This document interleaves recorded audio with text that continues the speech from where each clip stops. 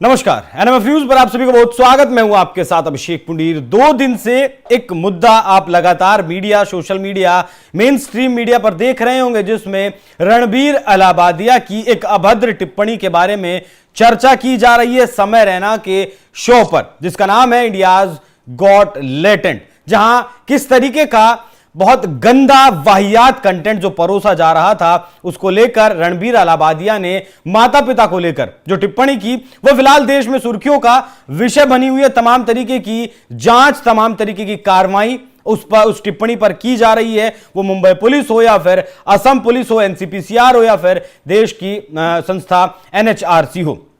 इसी विषय पर आज हमारे साथ जुड़े हैं प्रियांक कानून, सदस्य हैं एनएचआरसी के, 2 बार एनसीपीसीआर के अध्यक्ष भी रह चुके हैं। उनसे जानकारी लेंगे कि उनके पास किस तरीके की शिकायतें इस कंटेंट को लेकर आ रही हैं और उन्होंने आगे इस तरीके के कंटेंट के बारे में क्या कुछ कार्रवाई की है। सर, बहुत बहुत स्वागत है आपका एनएमएफ न्यूज पर। ये जो रणबीर अलाहाबादिया की टिप्पणी हुई, इस पर आपके पास क्या क्या शिकायतें पहुंची और आपने क्या कुछ कार्रवाई उनके ऊपर की?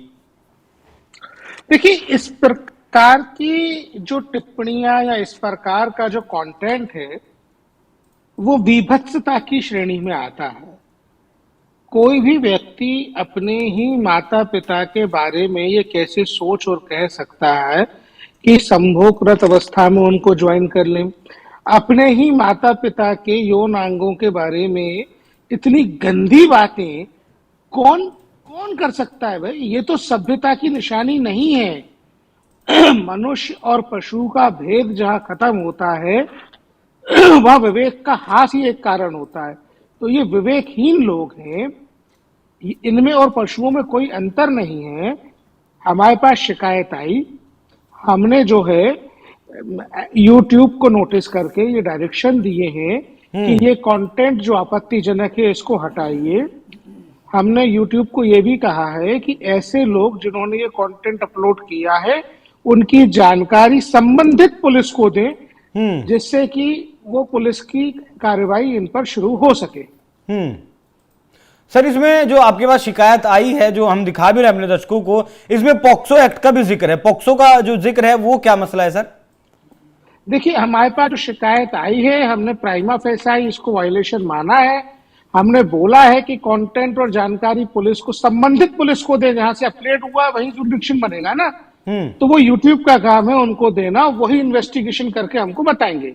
नहीं, पॉक्सो का कुछ मामला बनता है सर इसमें?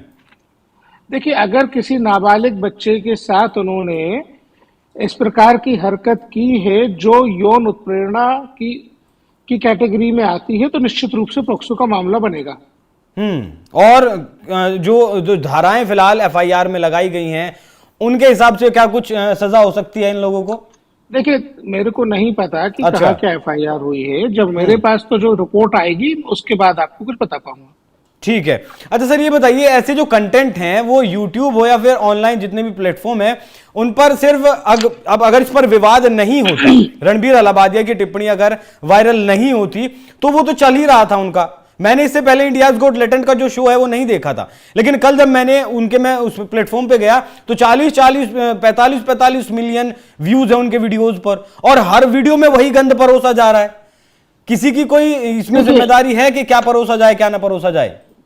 देखिए, आपके भी करोड़ फॉलोअर्स हैं, और मैं आपके चैनल के माध्यम से भी ये बात आपके व्यूअर्स को कहना चाहता हूं कि देश में संस्थाएं हैं इस तरीके की गंद के ऊपर कंट्रोल करने के लिए, कानूनी कार्रवाई करने हेतु। हमारे पास शिकायत नहीं आएगी तो हम कार्रवाई नहीं कर सकते। देश के नागरिकों को राष्ट्र के प्रति कर्तव्य का निर्वहन करते हुए शिकायतें करना चाहिए। जितनी शिकायत आएंगी हम उतनी कार्रवाई कर पाएंगे। वही बात है ना सर, कार्रवाई किस स्तर की हो जो इस तरीके की चीजों पर लगाम लगे, क्योंकि एक सभ्य समाज की भारत, जिसकी करोड़ों साल पुरानी संस्कृति है, वहां इस जैसे अपशब्दों की जगह नहीं है। डेफिनेटली नहीं है। दुनिया का कोई भी देश अपने माता पिता के साथ संभोग करने की बातों को परमिशन नहीं देगा। ये तो मानव सभ्यता के विरुद्ध बात है।